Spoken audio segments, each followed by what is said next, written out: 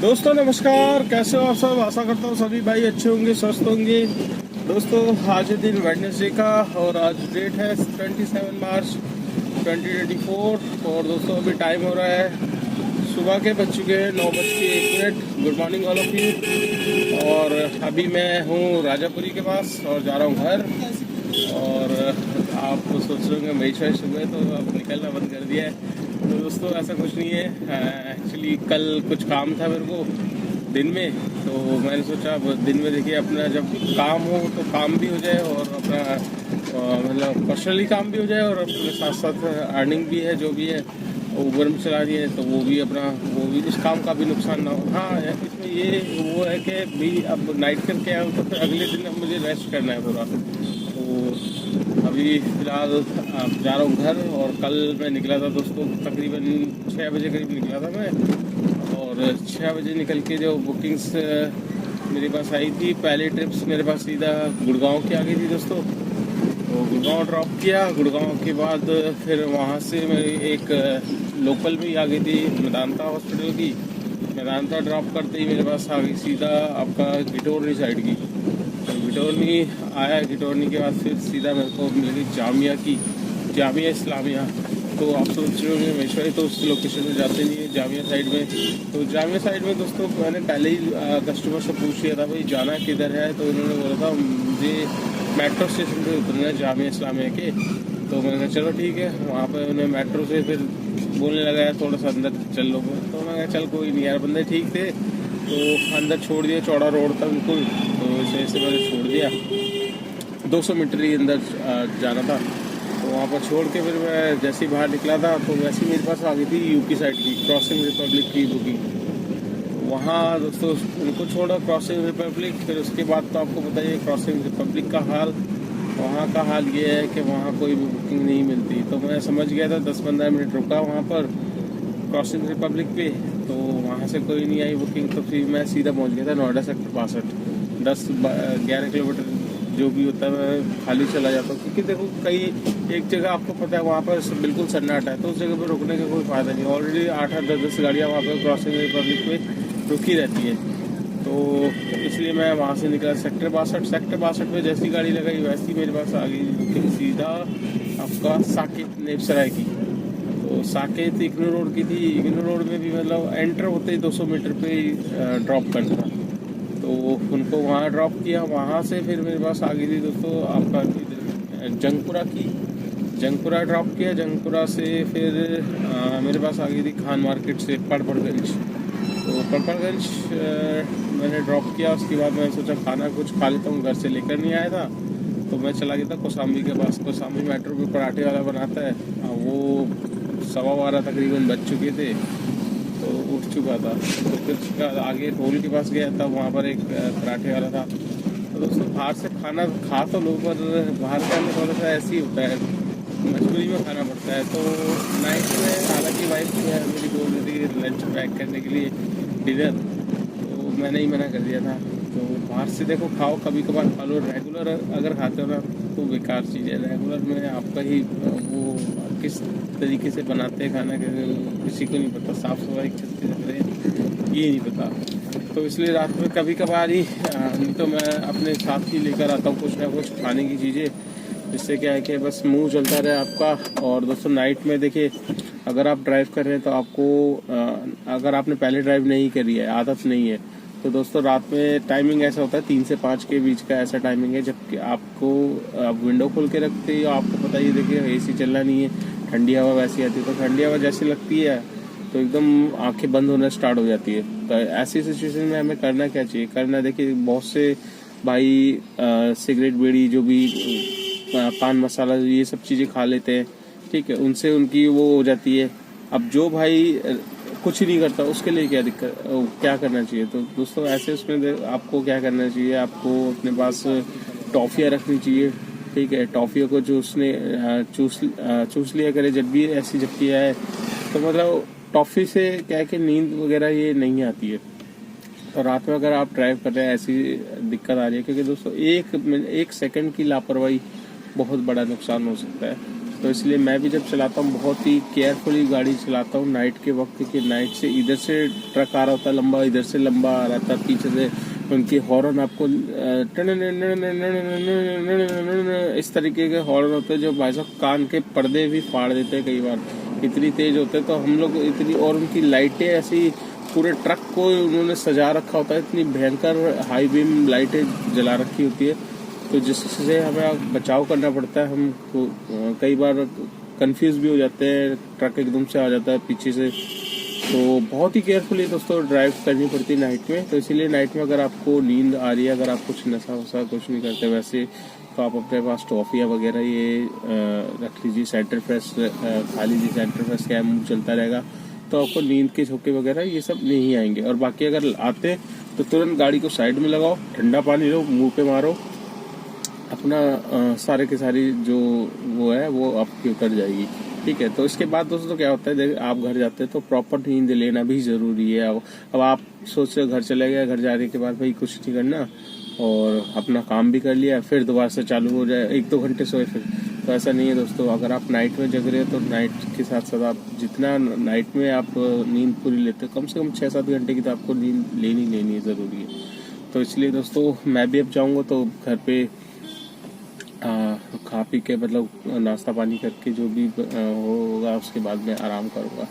तो दोस्तों आज हम बात करेंगे ऊबर के बारे में, और आज एक ऐसी मैं बात करने वाला हूँ आपसे जिसमें आपको एक ऊबर का मैंने पहले भी वीडियो बनाई थी इसके ऊपर, और अब दोबारा बना रहा हूँ। देखिए बीच बीच में मैं अपडेट छोटा मोटा लाता रहता हूँ। तो अभी जैसे कि आप जानते हो ऊबर में फ्रॉड का सीन चल ही रहा है, ठीक है। चलते चलते अकाउंट हैक हो जाता है, और कई बार आपके पास कॉल आ जाती है कि हम ऊबर से बात कर रहे हैं, ऊबर सपोर्ट से, आपकी ट्रिप ऐसी कैंसिल हुई है, ठीक है, आपकी मिसमैच आईडी की कंप्लेंट है, आपकी फ़ोटो मैच नहीं कर रही है, तो आपकी प्रोफाइल को अपडेट करना पड़ेगा, इस तरीके से कॉल आता है, ठीक है।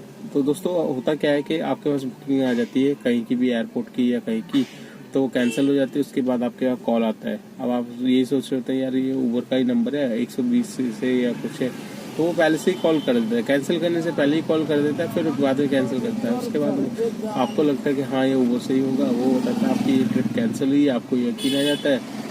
तो अब वो कहता है कि भाई आपके ट्रिप ये कैंसिल हुई है, तो अब इसमें आपकी जो कंप्लेंट आई है उसका हमें वेरीफाइड करना पड़ेगा। तो उसके लिए आपको अपना DL का लास्ट की 6 डिजिट हमें बतानी होगी। तो दोस्तों पहले होता था मोबाइल नंबर से लिया जाता था, अब क्या है कि आपका OTP से लिया जाता था पहले।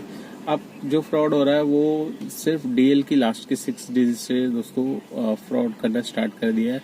और जिस भी भाई के पास ऊबर सपोर्ट, मतलब देखिए ऊबर कभी भी कॉल नहीं करता किसी भी ड्राइवर भाई को, जिस भी भाई के पास ऐसे फ्रॉड कॉल्स आती है, ठीक है। अब इसको आप पहचानेंगे कैसे, आप ये सोचेंगे यार फ्रॉड कॉल्स तो इतनी सारी आती है, उसको हम डिटेल मतलब कैसे पकड़े कि ये कॉल ऊपर के। तो देखिए दोस्तों एक ट्रू कॉलर करके एप्लीकेशन आती है, उसको आप डाउनलोड कर लोगे तो उसमें सारे जो भी वो आते हैं, तो उससे आपको पहचान मिल जाएगी कि भाई हाँ ये फ्रॉड कॉल है, तो उसको आपको उठानी नहीं है। तो उससे आप वो कर सकते हैं। या फिर अगर आपका कॉल आता है तो आपको माइंड में देखिए ये रखना है गाड़ी चलाते वक्त कि कोई भी ऊबर किसी से भी किसी भी तरीके की इन्फॉर्मेशन नहीं लेता, ठीक है। ऊबर वैसे कॉल करता ही नहीं है, ठीक है। तो ऊबर कॉल करता ही नहीं है, तो फिर ऊबर की तरफ से ऊबर के बंदे ही करते हैं। तो ये जो बंदे करते हैं ये होते हैं फ्रॉड। तो इनको कभी भी आपको धमकाएंगे, कभी आपकी तगड़ी कंप्लेंट आ गई, अभी आपका अकाउंट ब्लॉक हो रहा है, ये हो रहा है, वो हो रहा है, कुछ नहीं घबराना बिल्कुल भी। जो भी आपसे OTP मांगे या कुछ भी आपकी डिटेल्स मांगे, उसको यही बोलना है सीधा कि भैया मैं ऊबर ऑफिस जाके करा लूँगा सारी चीज़ें, आपका बहुत बहुत धन्यवाद, फ़ोन कट कर देना है आपको। ज़्यादा बातें करनी नहीं है, जितनी आप बातें करोगे उतनी बात खुलती जाएगी। तो उससे जो फ्रॉड बंदा है उसको रखो साइड में फटाक से, ठीक है। तो अपनी कुछ भी DL की डिटेल्स बिल्कुल नहीं देनी है। अब नए तरीके का फ्रॉड हो गया है, DL नंबर मांगा जाता है लास्ट की 6 डिजिट, ठीक है। उसके बाद आपका मोबाइल नंबर मांगा जाता है, बस ये 2 चीज़ आपने दे दी तो आपका पूरा अकाउंट हैक हो जाएगा। और अकाउंट हैक होने के बाद होता क्या है दोस्तों, ये आपकी ID को रीसेट कर देता है। रीसेट करके ये एयरपोर्ट से 2-3 ट्रिप्स लगवाते हैं इंटरसिटी की, जिसमें आपका कैश ट्रिप लगवा देते हैं, जिसमें आपके जो भी इंटरसिटी ट्रिप की वो बनता है कमीशन, वो आपके वॉलेट में माइनस हो जाता है। तो आप वैसे भी आपका अकाउंट गया और ऊपर से माइनस अलग कर देंगे, और एक दो मतलब कुछ रेटिंग भी गिर जाती है इस तरीके से। तो फ्रॉड का समझ में मतलब यही आता है कि ये इस तरीके से ड्यूटियाँ चलाते हैं उस पर 2-3, उसके बाद फिर ये किसी को बेच भी देते हैं उस आईडी को। अगर आप देखिए जैसे आपकी आईडी हैक हो गई और आप ऊबर सपोर्ट में नहीं गए, तो फिर आप तो खुलवाओगे नहीं, वो आईडी आपकी उसके पास चली गई। तो इसी आईडी को वो किसी भी, अब आपने देखे हुए जितने भी बाहर बंदे बैठे हुए होते हैं, तो वो काम क्या करते हैं, ऐसी आइडिया होती हैं उनकी, सब रीसेट मार के दी जाती है। इन रीसेट आइडियों की कोई भी गारंटी नहीं है दोस्तों कितने महीने चले, बीच में कभी भी ऊबर इनको बंद कर दे।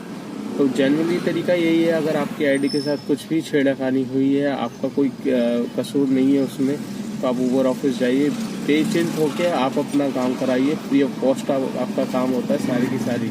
तो छोटे मोटे डीलर्स के पास, आसपास के किसी भी पास में जाने की ज़रूरत नहीं है। जाओगे, आपके डॉक्यूमेंट्स, एक आईडी प्रूफ वगैरह किसी को नहीं देना, ठीक है। सिर्फ ऊबर ऑफिस जाओ, वहाँ बेटर है। यहाँ पर आप आईडी प्रूफ वगैरह, आधार वार, पता नहीं क्या क्या देते हो, जिसकी वजह से इजीली किसी भी चीज़ में फ्रॉड आपका हो सकता है। बैंक में कुछ लगा दे, कुछ भी प्रॉपर्टी लोन ले ले आपके उस पर, बहुत सारी चीज़ें दोस्तों। तो चलिए दोस्तों, ये जानकारी आपको अच्छी लगी होगी, और आज का काम मैं आपके साथ शेयर कर देता हूँ, मेरा काम कितना हुआ है। और 6 बजे निकल के अभी टाइम हो रहा है 9:12 हो चुके हैं। मैं दिखा देता हूँ आपको, आप यकीन नहीं करते, 9:12 सुबह के। तो टाइम तकरीबन हो गया है 6 से 6 12 घंटे, 7 8 9 15 घंटे। 15 घंटे में कितना काम हुआ है यहाँ पर आप देखिए, 2500 कुछ रुपए का मेरा काम है टोटल। और इसमें मेरे को मिले हैं 5 टोल, तो 5 टोल है, 2500 का काम है। तो 3000 का मेरा टोटल काम हुआ है दोस्तों। 3000 के काम में जो मैंने सीएनजी फिल कराई थी, सीएनजी मैंने डलवाई थी, देखिए गाड़ी चल गई 352 किलोमीटर, और सीएनजी फिल कराई है मैंने कल मैंने डलवाई थी 470 रुपये की। उसके बाद फिर मैंने डलवाई थी 262 रुपये की। तो 262 और 470 आपका हो गया 500, 600, 650। तो 650 रुपये नहीं, आपका हो गया 500 और 700 कुछ रुपये की, 750 रुपये की तकरीबन 730 रुपये तक की आप सीएनजी मान के चलिए। और उसमें पहले की भी थी, तो पहले की जो थी वो पहले की आप समझ लो, अभी मेरे पास उतनी की उतनी है। तो 730 रुपये की सीएनजी थी, तो 700 की सीएनजी तकरीबन लग गई है, 750 की लग गई है पूरी की पूरी सीएनजी। तो 750 की सीएनजी लगी है, 3000 का काम हुआ है। तो उसमें से बचेंगे 2350 रुपये। 2350 में से 300 रुपये गाड़ी की maintenance, fitness permit, insurance, tyre घिस रहे हैं, 100 रुपये का पेट्रोल, इसे निकाल लेंगे तो बचेंगे 2050 रुपये।